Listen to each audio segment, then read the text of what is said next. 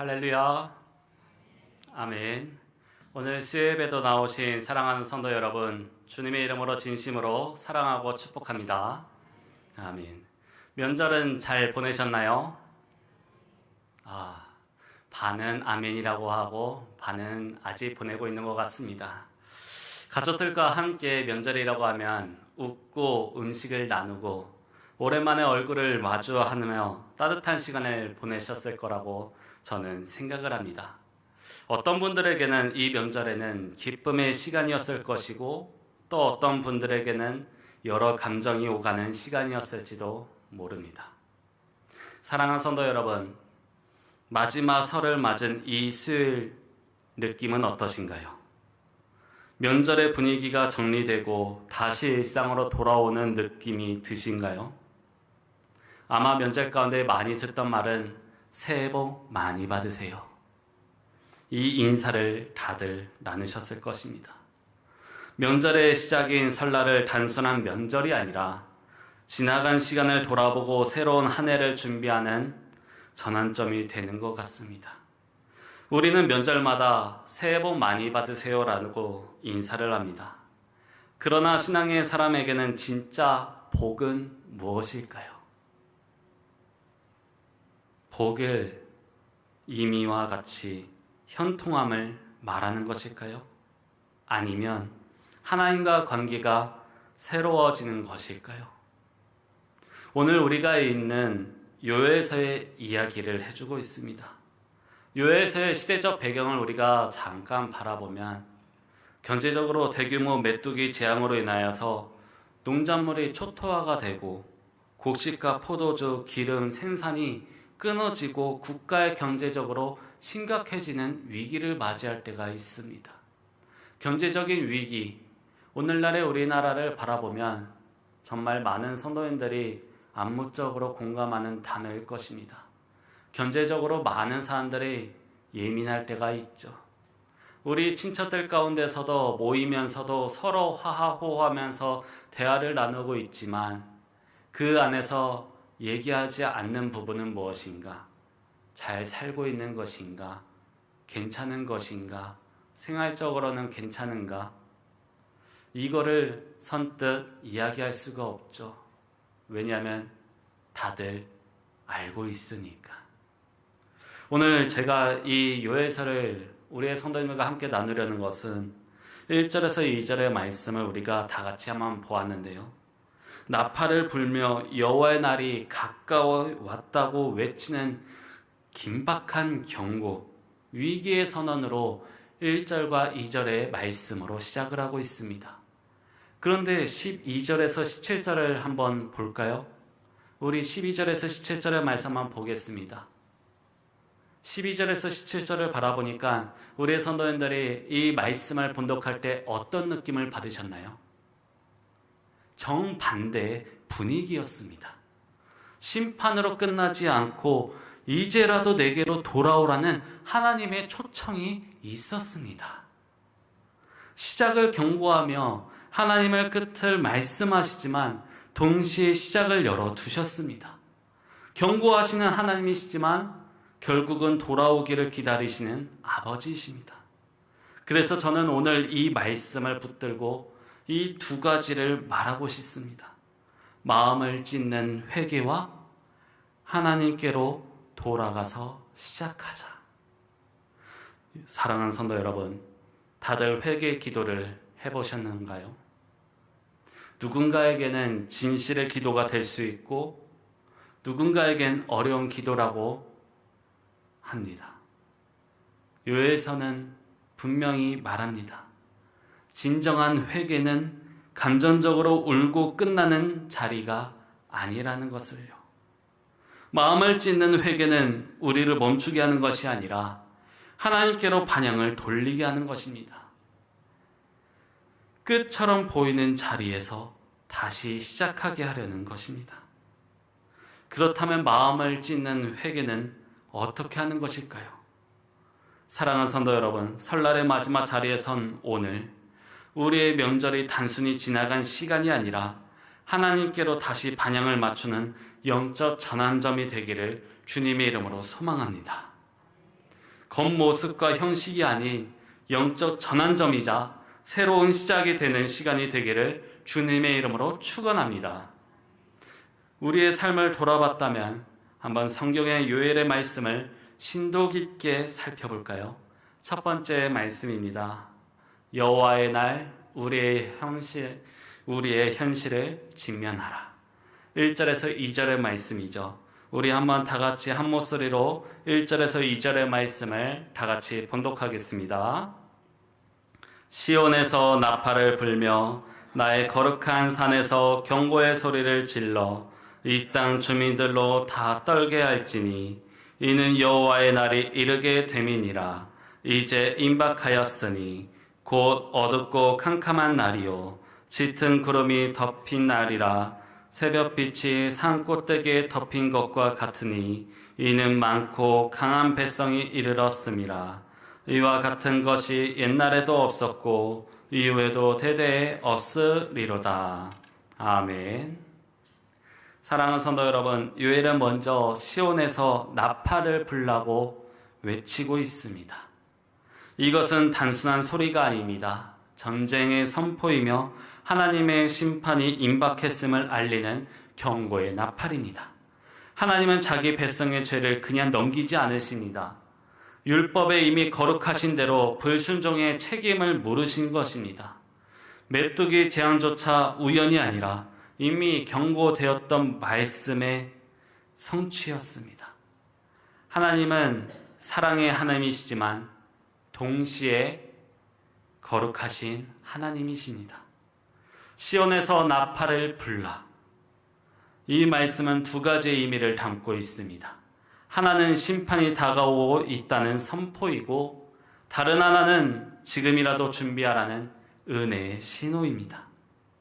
제사장들이 나팔을 불어 백성을 모았던 것처럼 이 나팔은 백성을 하나금 기도하게 하고 회개하게 하고 하나님을 찾게 하기 위한 부르심입니다.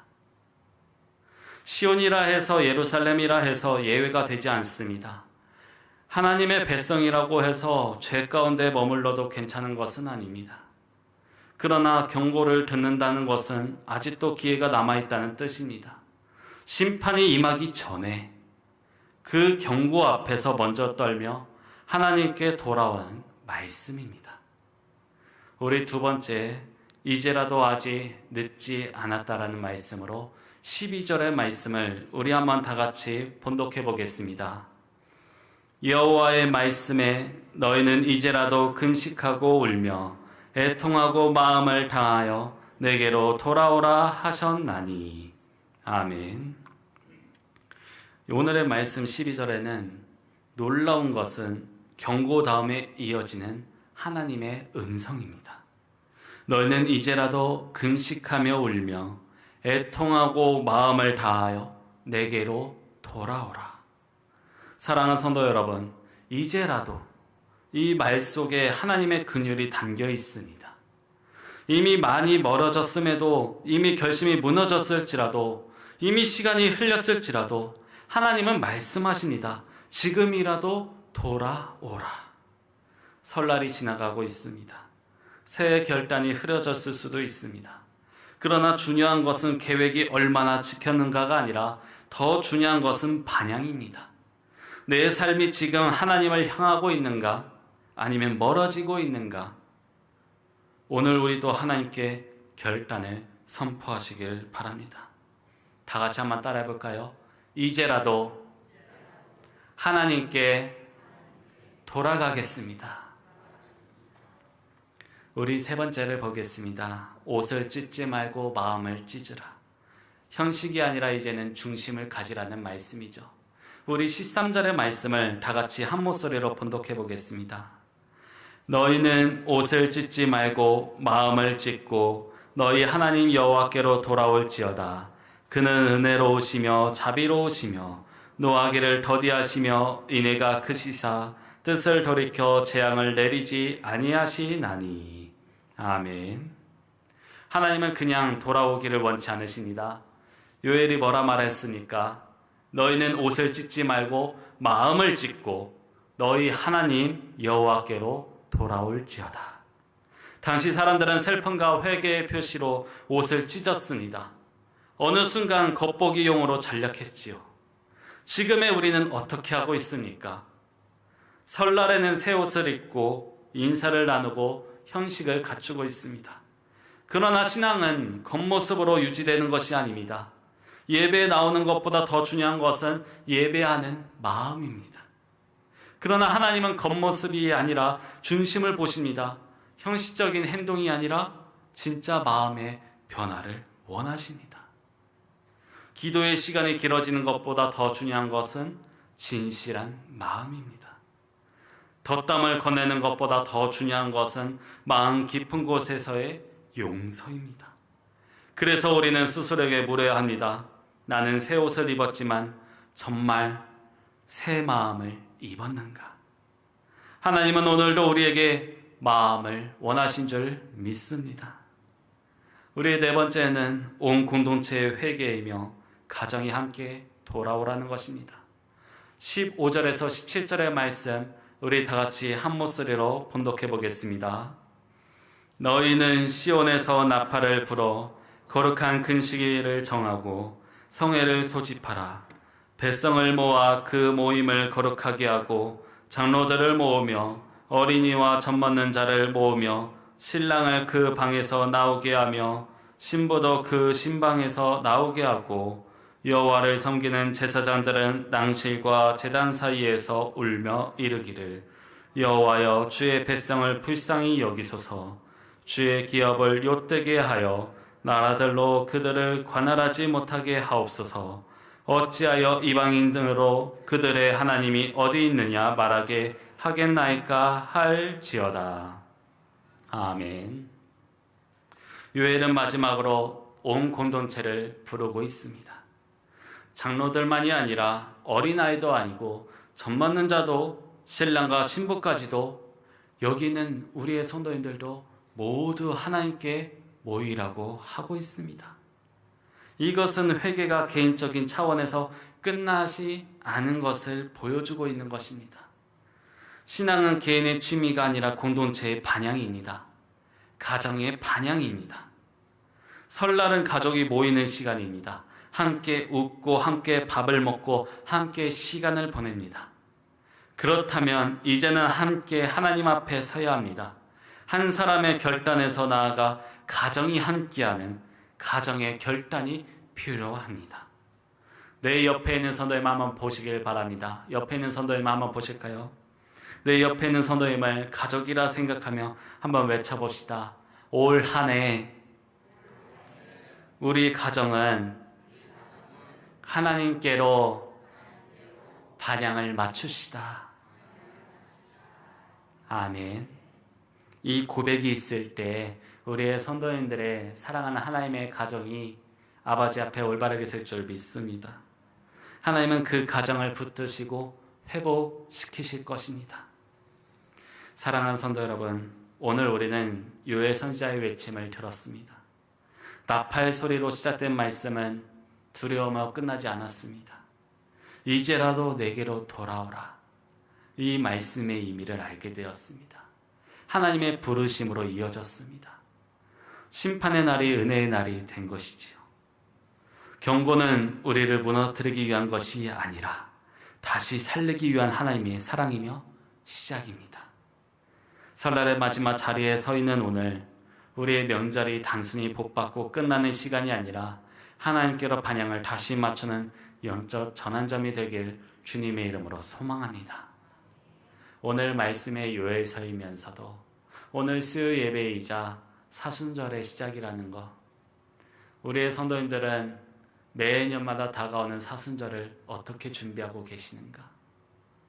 아마 많은 결심과 많은 생각과 많은 신앙을 돌아볼 것입니다. 오늘 이 말씀, 요엘서의 말씀을 짧게라도 마음을 찢고 회개하라. 하나님께 돌아오라. 우리 함께 기도로 승리하는 저와 청주의대교회 성도님들 되시길 주님의 이름으로 소망합니다. 아멘. 우리 다 같이 기도하겠습니다.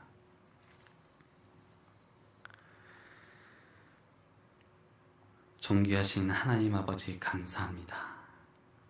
오늘도 아버지, 우리가 부족하고 연약하나 아버지의 말씀을 붙들고 살아가는 우리의 삶 가운데서도, 이 명절 가운데서도 우리의 사랑하는 가족 얼굴 한 사람 한 사람의 얼굴을 바라보게 해주심을 감사합니다. 세상에 우리의 가족도 있지만 우리가 정말 함께 나누고 예배하고 찬양하는 하나님의 가족, 우리의 온 성도인들과 함께 명절의 마지막 가운데서도 하나님 앞에 나와 예배드리게 해주심을 감사합니다. 회개의 마음에 찢고 눈물 흘리는 것 가운데 그 눈물을 머금고 아버지의 새 출발하는 것과 같이 아버지의 씨앗으로 다시 태어나는 것처럼 우리의 마음 가운데 회심으로 다시 돌아오며 아버지를 붙들고 살아가는 저와 청주에덴교회 성도님들 되게 하여 주시옵소서. 오늘의 말씀이 그저 흘러가는 말씀이 아니라 정말 내 삶을 돌아보면서도 내 마음에 내 신앙을 다시 한 번 더 뜨거운 신앙으로 붙들 수 있는 아버지의 마음으로 아버지의 말씀을 품을 수 있게 도와주시옵소서. 오늘도 주님이 함께하여 주실 줄 믿사오며 구주 예수 그리스도의 이름으로 기도드리옵나이다. 아멘.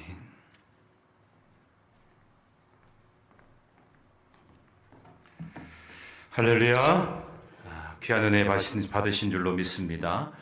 오늘은 수요일, 특별히 제수요일이라고도 하죠. 사순절이 이제 시작되어지는 것을 알리는 우리 기독교 전통에서 특별히 이마에 제로 십자가를 표시하면서 회개와 또 주님의 죽으심 또 부활의 신비 이것을 묵상하면서 그렇게 함께 나누는 그러한 특별한 날, 그래서 제수요일이라고도 합니다.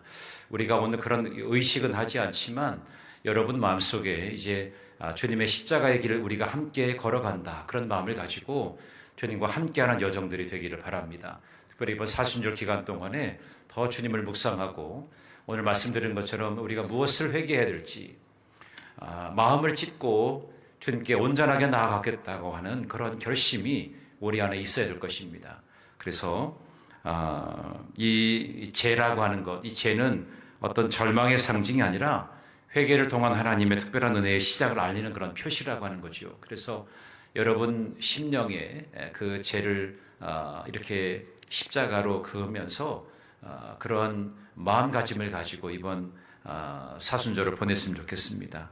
그래서 십자가의 죽음, 부활의 영광을 향한 그 여정의 문을 여는 그런 특별한 의식이 여러분 마음속에 있기를 바라고요. 내년부터는 이 수요일에 그런 의식을 또 함께 하면서 그 죄를 여러분 십자가를 그으면서 여러분 이마에 표시하면서 내가 정말 주님의 그 십자가의 길을 동참하겠습니다. 그런 마음을 가지고 함께 하도록 하겠습니다.